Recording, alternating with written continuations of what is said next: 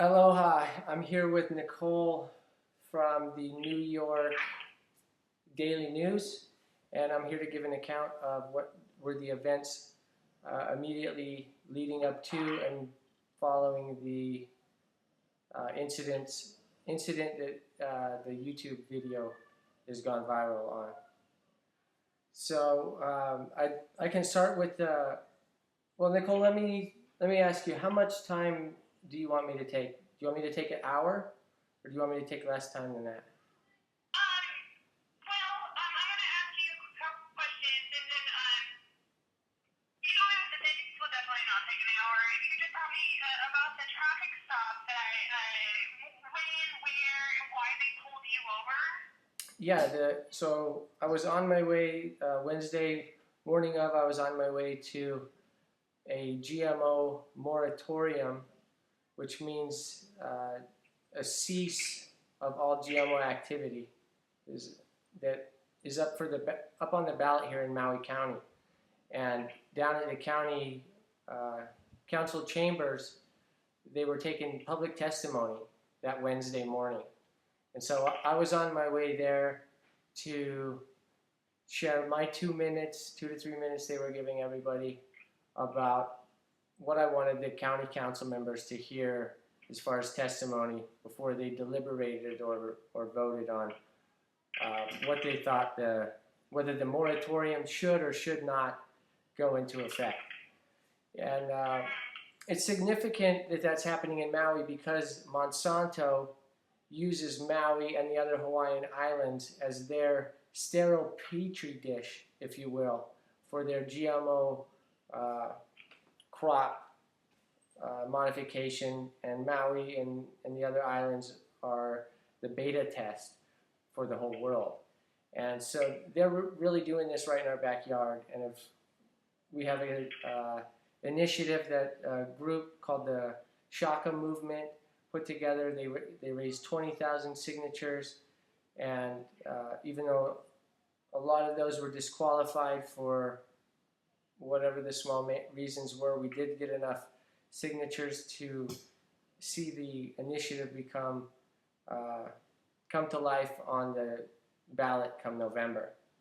And so I was on my way down to that meeting to give my testimony, as I said, and I was headed down the Haleakala Highway. That is the highway going down from the mountain or the volcano of Haleakala down into the valley of Maui.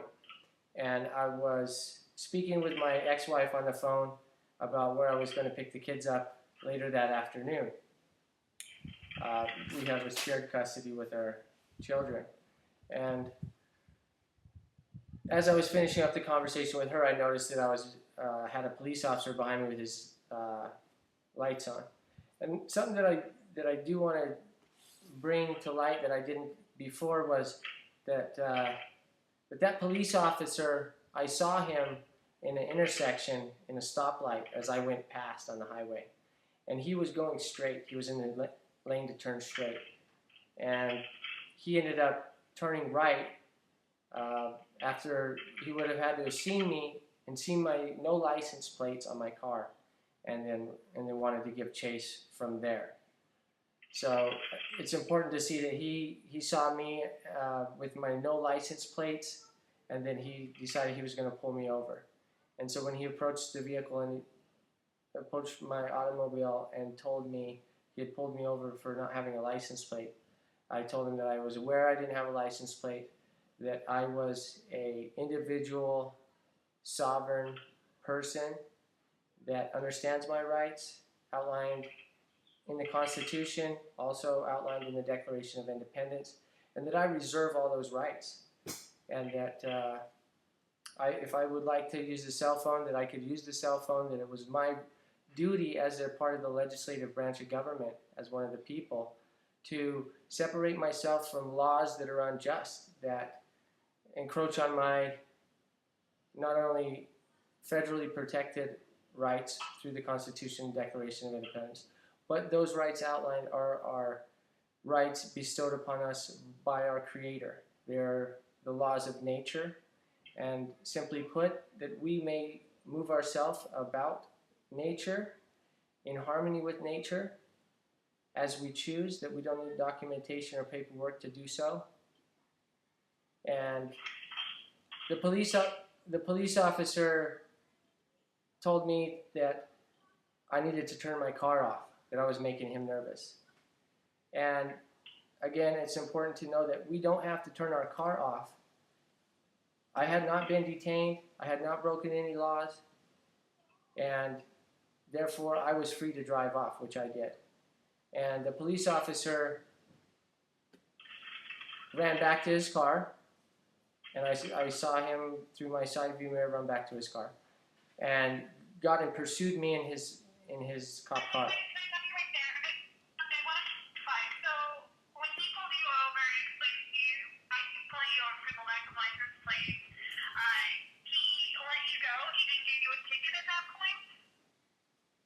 No, he did not let me go.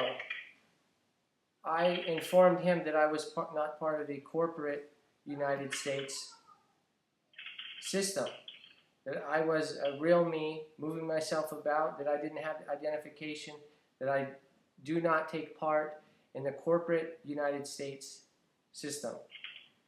For those of you,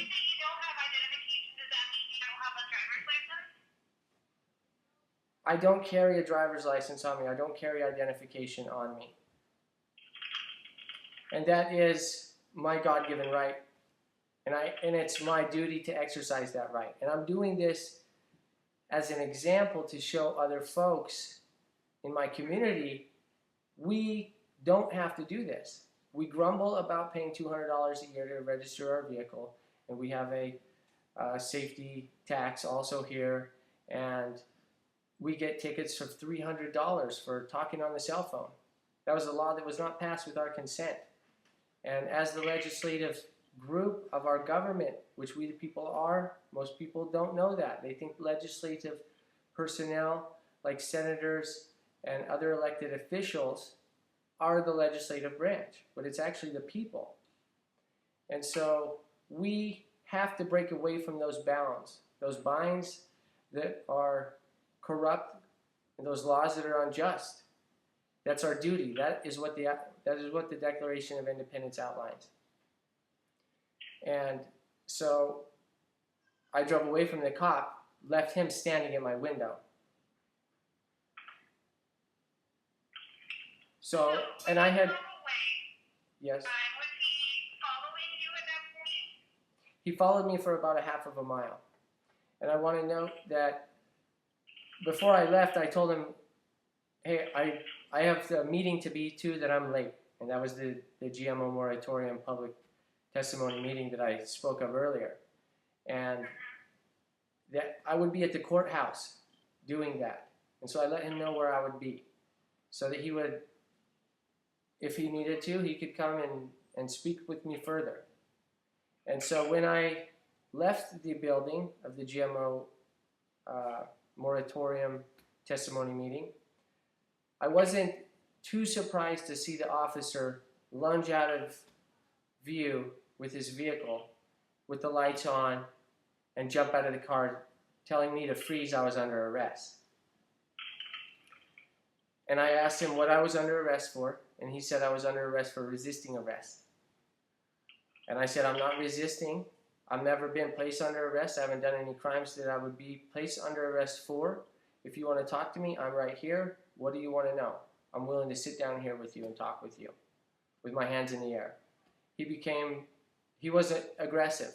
He had taken his aggression from the initial pullover that was an hour before and had waited for me out of vengeance to get me, because he thought I was breaking a law that he was justified in enforcing.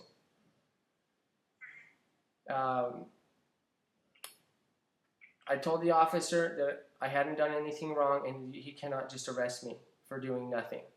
I'm cooperating. What do you want? I'm willing to sit and talk to you.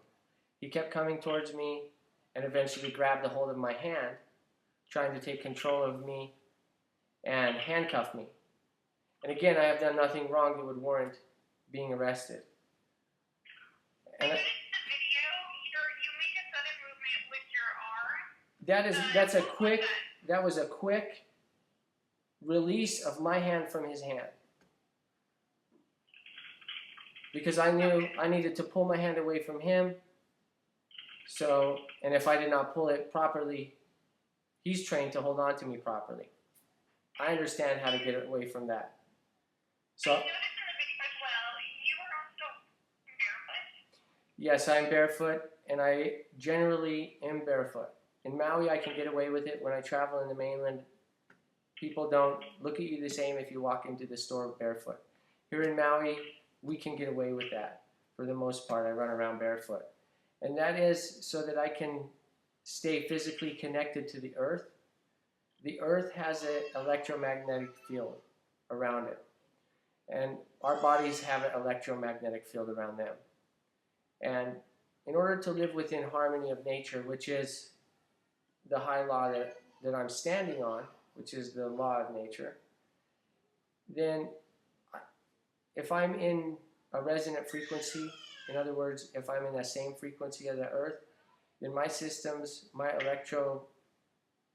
electrical systems in my brain, in my heart, in my entire physical body work better. And so I do, and I encourage others, and others do, take time to stay grounded, as it's called, and that is to get grounded with the frequency of the earth. And so yes, I was barefoot, and when I pulled away from the officer and I turned around and I ran a few steps to separate myself, I was in another God-given right, and that is the law of fight or flight. When any part of nature becomes threatened, it has a built-in mechanism given to us by Creator to either fight or flight that situation. In other words, to either stay there and engage or to leave and separate in order to... Sorry, I just want to ask what it felt like when the taser hit your back. And it looked like you fell straight to the ground. It was not even a second. Yeah, and before I get to that point, I want to just highlight the fact that I was running away from the officer and I immediately turned back around to the scene, showing that I was not leaving or fleeing the scene in any way. I was not resisting or fleeing, but I was only protecting myself, physically protecting my life, which I have a right to do. And yes, the officer told me to stop. He was going to tase me, and by the time that registered in my head what he was saying, the taser hit me directly in the back and paralyzed my body in midair. And so I had gone from a Your phone cut out a bit. I was at a high speed run. I was running fast as I could without tearing the bottoms of my feet on the pavement. To go from that to paralyzed in midair, that was an incredibly abrupt and brutal landing. And I thank God that happened out of frame, because if I would have had to watch my children see their father get tased in the back illegally and hit and slide across the asphalt, I think that would be better if they didn't see it and the rest of the people didn't see it. I'm glad I didn't see myself do that. But yes, it was, as soon as the taser hit me, this was a sensation and a pain unlike anything I had ever felt before. Immediate dismissal of any thought in my mind except that pain that was killing me. And I was in ultimate survival mode at that point. And praying for those officers to come up and turn that off. I also have a couple questions about your background. You're running for Maui Council, Maui, and I when you decide that you want to file for candidacy. Yes, I am running for Maui County Mayor in this ongoing election. And I was inspired to run for mayor by one of the people that is also another representative of the legislative branch. That after talking with me, felt inspired to ask me if I had ever considered running for mayor, and I hadn't thought of running for mayor.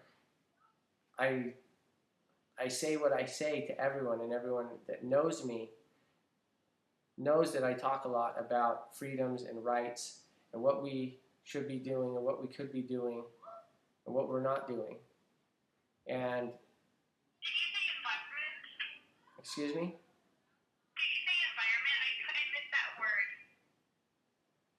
word. I don't think I said environment, but What word did you say? I was inspired to run. Oh yeah, you said that you were inspired because of, and there was like you talked about your another person in legislation, and then What I said was another member of the legislative branch of the government, and that is to say another person of we the people. So just another common person, and asked me if I had ever considered running. And when I thought about it and basically asked myself or asked my higher self, some people would call that asking God, or put it to the universe, and I knew the answer when I got it was yes, this was what I needed to do. That I needed to take all the information that I've been gathering over the years and get it in front of the world and start here with Maui County and provide solutions, not focus on problems. We know the problems. We know our government is corrupt. How do we fix it? Very easily. We get 2/3 of the majority to vote in favor or against any one thing, it immediately becomes law. We don't have to wait. Go ahead. when you said that you were kind of looking from your guidance from God, I was reading a bit about you, and you're from Idaho, southern Idaho. And you said in an interview with Push Magazine that you were Mormon. And are you still Mormon in your family? I do not belong to any religious sect or group. I was born into a Mormon family and raised with those principles. And those principles can be described as doing what is right. They have a mantra or a saying in the Mormon or LDS church to choose the right, CTR, choose the right. And I find myself echoing that same principle with my mayoral campaign, and that is to be Pono. And Pono means to do what is right. And bee is spelled B-E-E, like the insect. And we can understand how the bee and the other parts of the hive all work together for the greater good of the hive. And so that we, as people and as parts of nature, can be like that bee and serve that higher purpose and serve the hive. And Do you think that this arrest is going to affect your campaign? absolutely. They say any press is good press. The world is ready to hear what I have to say. I was an obscure candidate with no campaign funding. In fact, I filed as a mayor that would not take any campaign contributions or spend any campaign dollars. That I was willing to take my own funding mechanism and put everything that I had into it and rely on other people in the community that were willing to do the same thing, to give real things like food and energy and support and ideas and not money. How do you feel that you're in a pool of candidates, one of the candidates already been disqualified for misfiled disclosure statements, and then the other violated the criminal release conditions?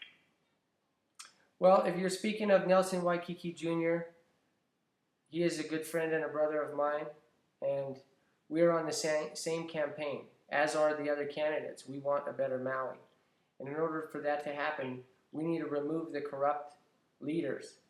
And so the first step in that is a petition through the people to vote and see if they would like to have any of their leaders put in a courtroom and tried for any of their crimes of high treason. So Nelson Waikiki sitting in jail is because he's a threat to that. And my heart goes out to Nelson Waikiki. I love him. He's my brother. And we know we're doing the same thing. We're working towards the same goal. And that is to waking up our community, starting with our community, that we've been led astray by the powers out there. And it's all over the news. The weather's berserk. There's war everywhere. Things are looking pretty grim. And we're at the point where we've got to stand up and unite, or, well, let's just say that's what we're doing. We're standing up and uniting.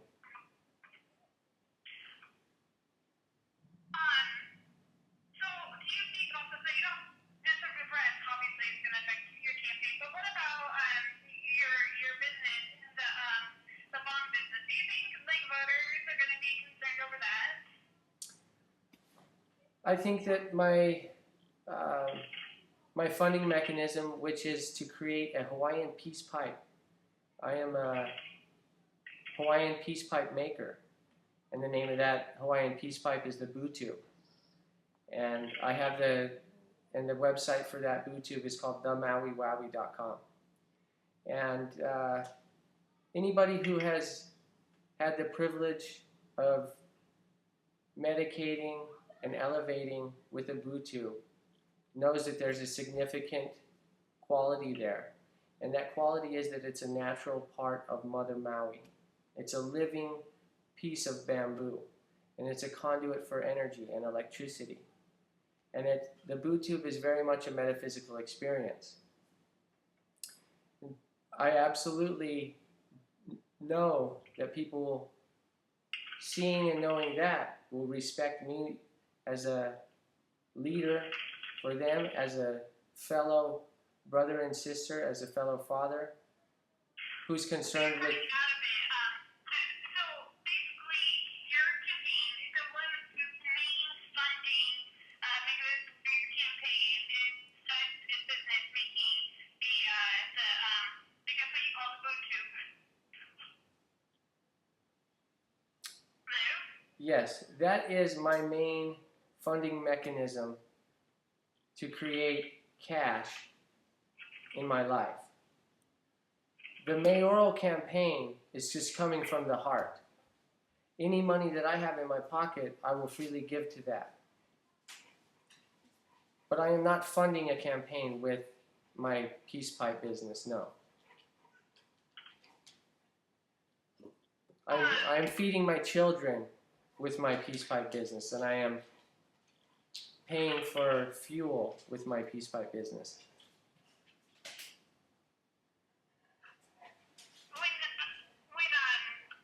What do you expect to happen after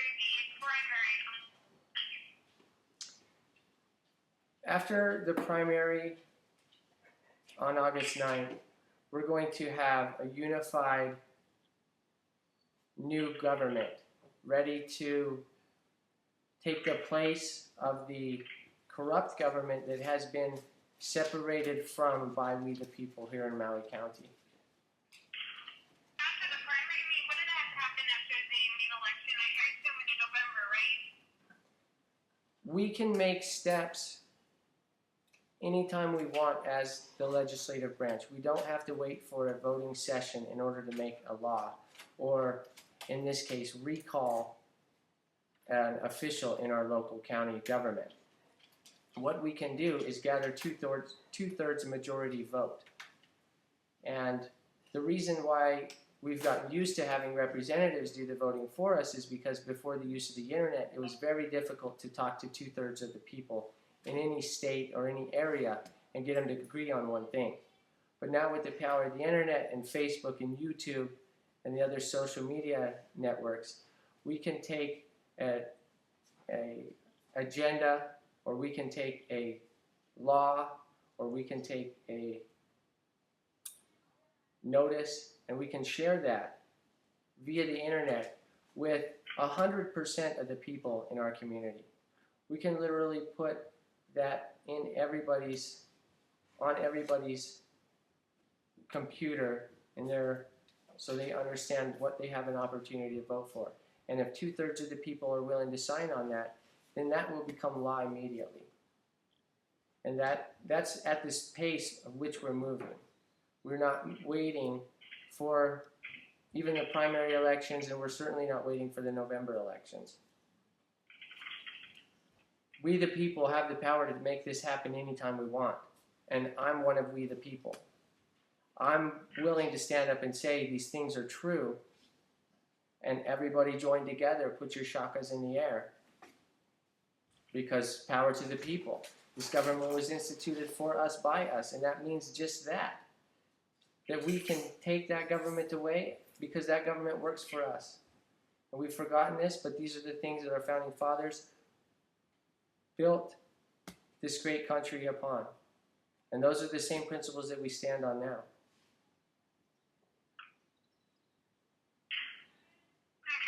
Well, kind of looking back at the resume, do you just not think that it was fair that the officer arrested you? Why do you think it was illegal that he can't do that? But officers do that to people all the time. Correct, and that's another thing that the public is misinformed about, is that that's okay for officers to do. I see a lot of comments online saying that idiot got what he deserved, he shouldn't have ran. And I'm sad to see that, but I'm happy to know that there's people that are getting new information, and that those tasers have certain rules and procedures as far as when they can use and deploy those. And those policies and procedures are outlined, and one of those is that they must be used in a way to defend themselves, the officer, and that they are only to be used if someone is becoming aggressive with somebody. They're certainly not to be used in someone who's non-aggressive, hands in the air, barefoot, and making no moves towards an officer, and certainly not to be deployed in the back.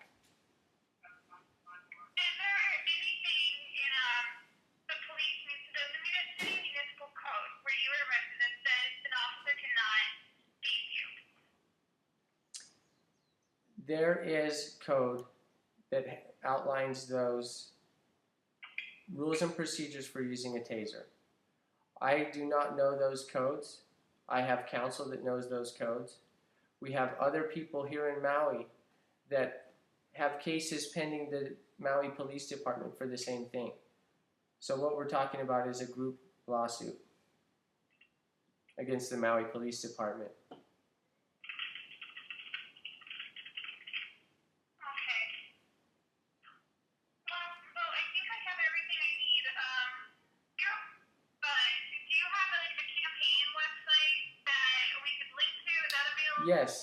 Yes, my campaign website is beepono.us, and that's BEEPONO.us,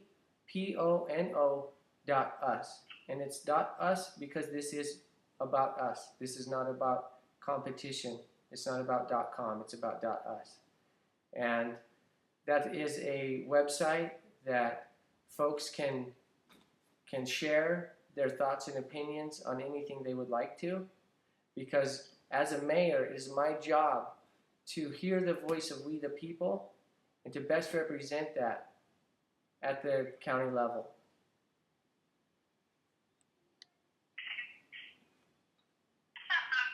What we've talked about, you don't believe you've done anything illegal? I realize that I have not adhered to commercial America system laws. But again, I am a sovereign individual who retains all my own rights. And so, no, I have not broken any laws. And the only laws that I must adhere to are the laws between myself and nature. And that includes everyone around me. That I cannot cause harm or influence any part of nature. That includes other human beings. And those are the laws that I hold myself accountable to. Okay,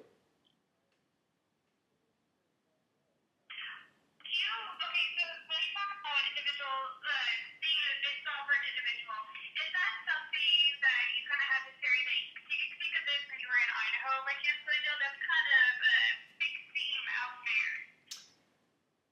You know, it's taken 34 years to put it together at this level of understanding.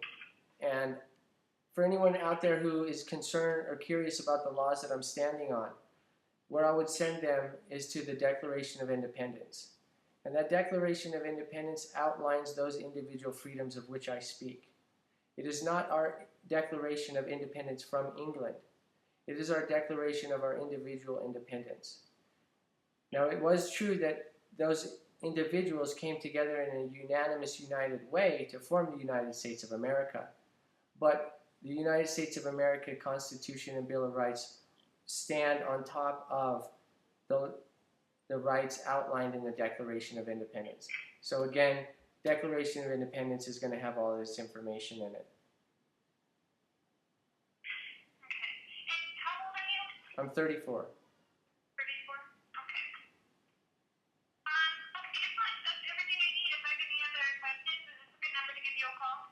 Yes, this is my cell phone number. And Nicole, I would ask that if you would please send me a copy of this voice recording as well as the news story, both in the paper and the digital release that you guys have online. Would you be able to send me those three things, please? I will be unable to send you a voice recording of this. We don't have that ability on our phones, but when the story is published, I can email you a link. Okay, that's perfect. And do you have my email address? I do. Look here. I want to make sure. Right.